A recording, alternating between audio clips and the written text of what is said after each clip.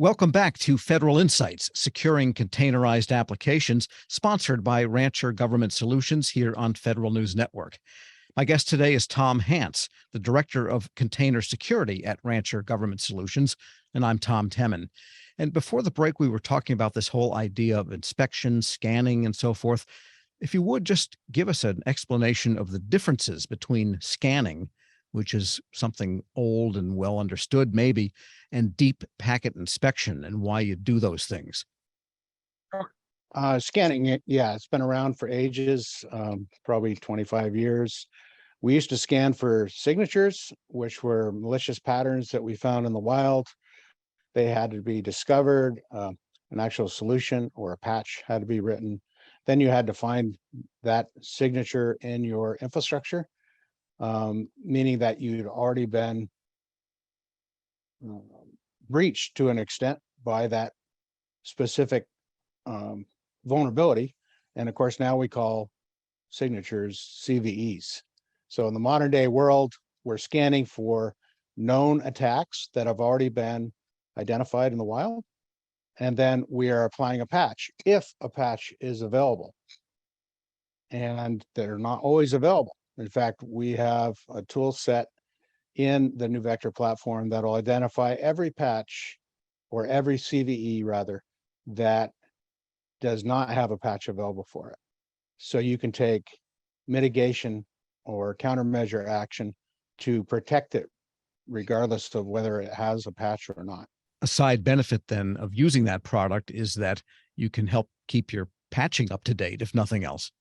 Oh, absolutely. And that's why we include scanning, both, build scanning, image and registry scanning, even runtime scanning as part of the NuVector solution.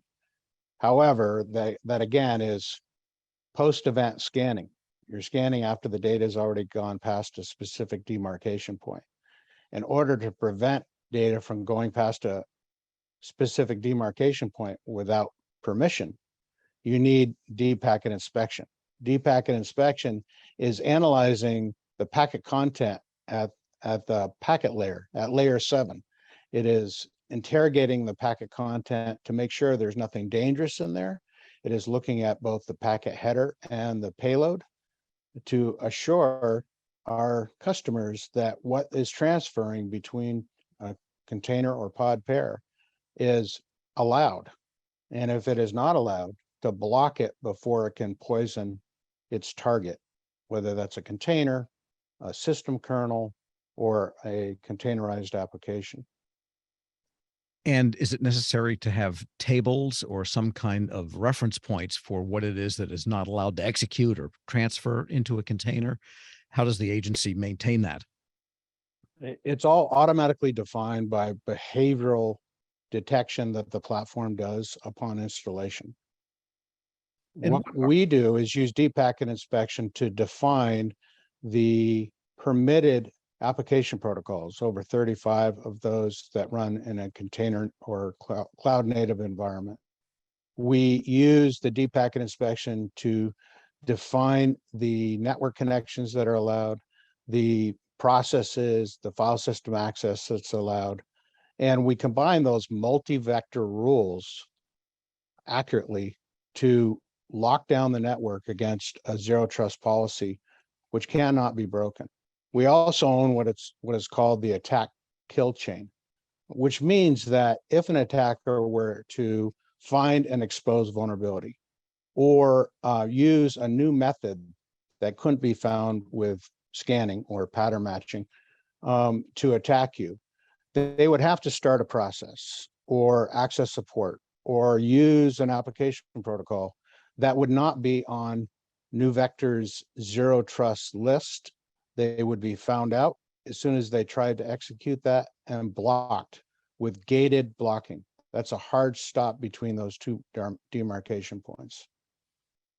So it's exacting, it's accurate, it's extremely fast and lightweight, and it's really transparent, which is what most of the agencies are looking for.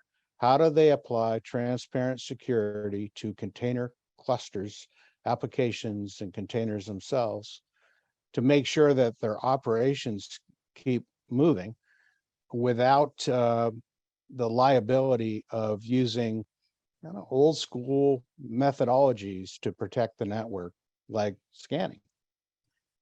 And a So question there's a I have then is, while this is all happening, and suppose there is the blockage of something before it gets to that demarcation point that you mentioned, are there alerts? Is there a database or a log of that going on? Because that can feed back into your security strategy and make sure you keep refining your system. yeah, there's extensive alerts, reports. There's automated packet capture, which is valuable if you have a forensics team. There's also automated container quarantine. If something potentially malicious is going on and you want to lock that down and protect the rest of your infrastructure, you can do that in an automated fashion.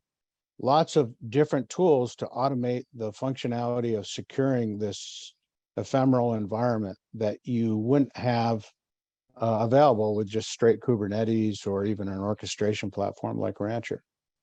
And can all of this happen without degrading performance and speed, latency and all of those things? Because it's automating, it's happening, it's while the data flows are going on, while the packet flows are happening, it doesn't slow Um, things down to a halt.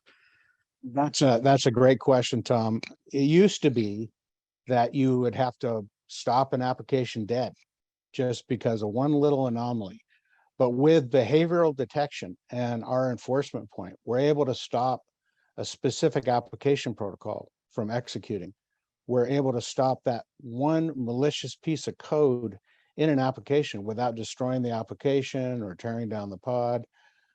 So we keep operations moving while still protecting the asset, whether it's pod, the cluster, a container, or an application developed by the container.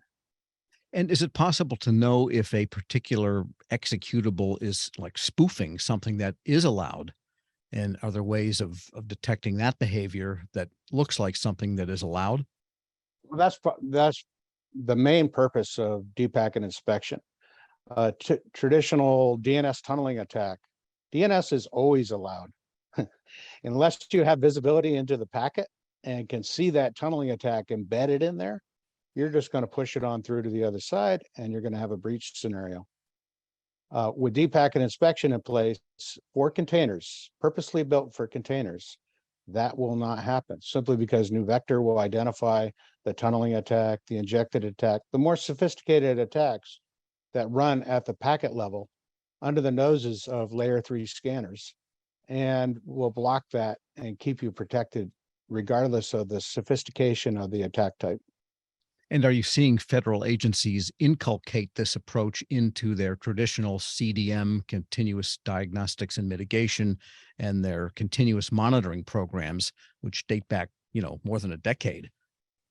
Yes, absolutely. They want full life cycle container security that includes the build scanning, um, the registry and image scanning, the runtime scanning, but they also want contextual data control at that packet level. They're building it in to make sure that they're not just secure, as the industry has put it, but they're actually protected. They have that armor in place to protect their applications. It's no longer acceptable to be buying or investing in a scanner to be told that you've been breached and that you have to apply a patch. You really need to stop the breach from happening in the first place. And that's what NuVector brings to the market. So it sounds like that as attack vectors change and morph, that really doesn't concern you as much. If what you're doing is deep packet inspection and looking at these behaviors, it almost doesn't matter what the vector is. And so that worry that people have about vectors maybe is misplaced in this age. The agency should be migrating to this new type of protection, and using a tool that is real time and sits in between those container pairs, capable of defending them from any attack, no matter what the vector is. And that is really NuVector. We're a hybrid platform. We'll run with any orchestrator, any CI/CD tool, any cloud service provider, or 100% on-prem in air gap mode. And this is critical to agency operation.